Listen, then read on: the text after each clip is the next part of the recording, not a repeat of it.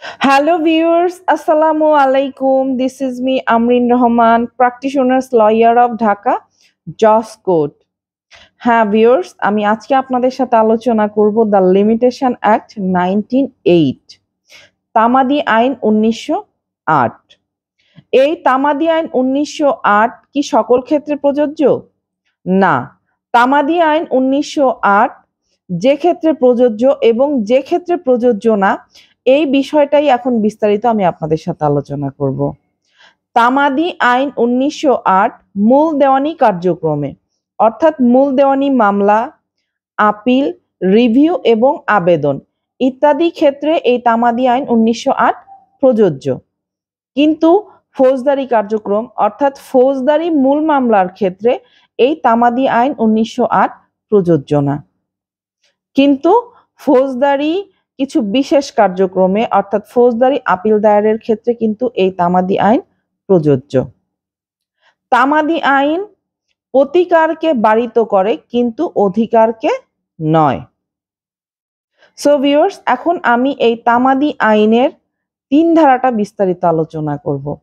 3 ধারায় বেসিক্যালি আলোচনা করা হয়েছে হচ্ছে তামাদির মেয়াদ উত্তীর্ণ হওয়ার পরে মামলা দায়ের করলে তার ফলাফল কি হবে, অর্থাৎ 3 ধারার বিষয়টা কি সেটা আলোচনা করছি।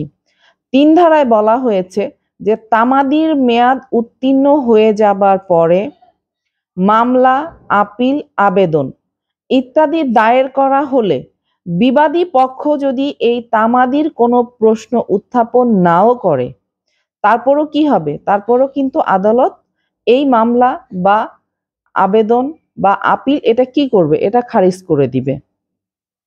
এবং এই যে বিধানটি যে তামাদির মেয়াদ উত্তীর্ণ হয়ে যাওয়ার পরে মামলা, আপিল বা আবেদন এটি খারিজ করা হবে, এটা হচ্ছে তামাদি আইনের 4 থেকে 25 ধারার বিধান অনুযায়ী কিন্তু বলা হয়েছে।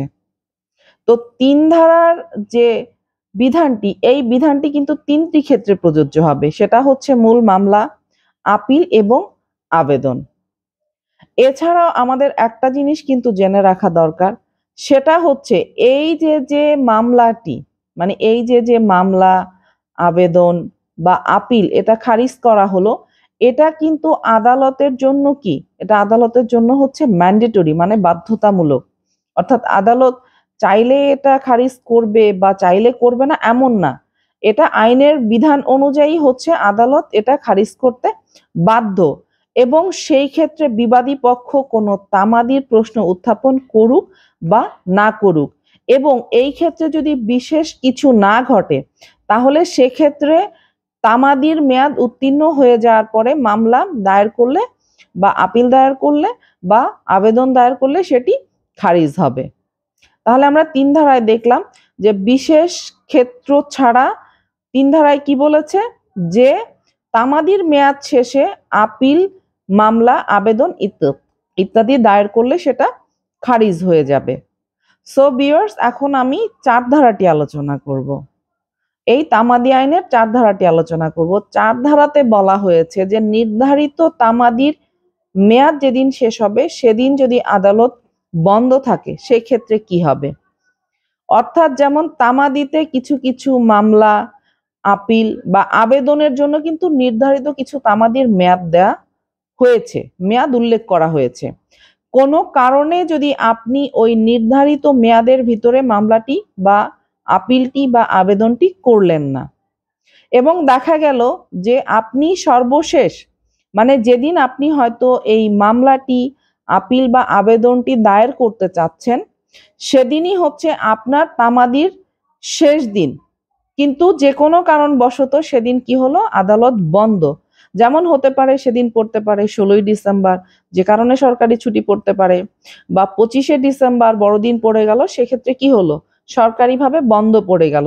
তাহলে আপনি কি করলেন, ওই দিন কিন্তু আপনি মামলাটি দায়ের করতে পারলেন না। সেই ক্ষেত্রে পরবর্তী ঠিক যেদিনই আদালত ওপেন হবে, অর্থাৎ যেদিনই আদালত খুলবে, সেদিনই কিন্তু আপনাকে কি করতে হবে, আপনাকে এই মামলাটি কিন্তু ওই নির্ধারিত আদালতে ওই দিনই কিন্তু দায়ের করতে হবে। এবং আপনি যদি ওই দিনের ভিতরে এই মামলাটি দায়ের না করেন, বা যে কোনো কারণে করতে না পারেন, তাহলে কিন্তু আপনি পরবর্তীতে আর মামলা, আপিল বা আবেদনটি দায়ের করার সুযোগ পাবেন না।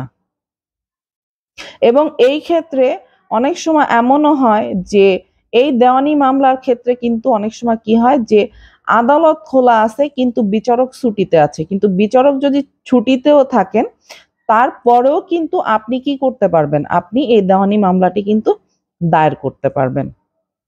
সো ভিউয়ার্স, আশা করছি যে এই যে লিমিটেশন অ্যাক্ট মানে তামাদি আইন 1908 আপনারা কোন ক্ষেত্রে মানে আপিল, মামলা আবেদন করতে পারবেন এবং কোন ক্ষেত্রে এটা পারবেন না।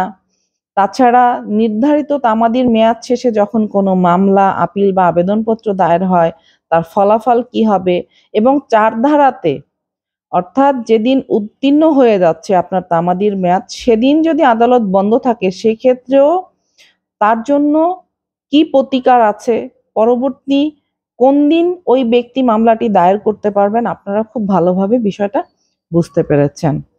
সো ভিউয়ার্স, সরি যে আজকে আমার একটু ঠান্ডা লেগেছে, ভয়েসটা বারবারই একটু প্রবলেম হচ্ছে। সো বিষয়টা সবাই ক্ষমা সুন্দর দৃষ্টিতে দেখবেন। আর আমার ভিডিওগুলি সবাই শেয়ার করবেন, লাইক দিবেন, কমেন্টস করবেন। আর অবশ্যই দেখা হবে আমার নেক্সট ভিডিওতে। আল্লাহ হাফেজ।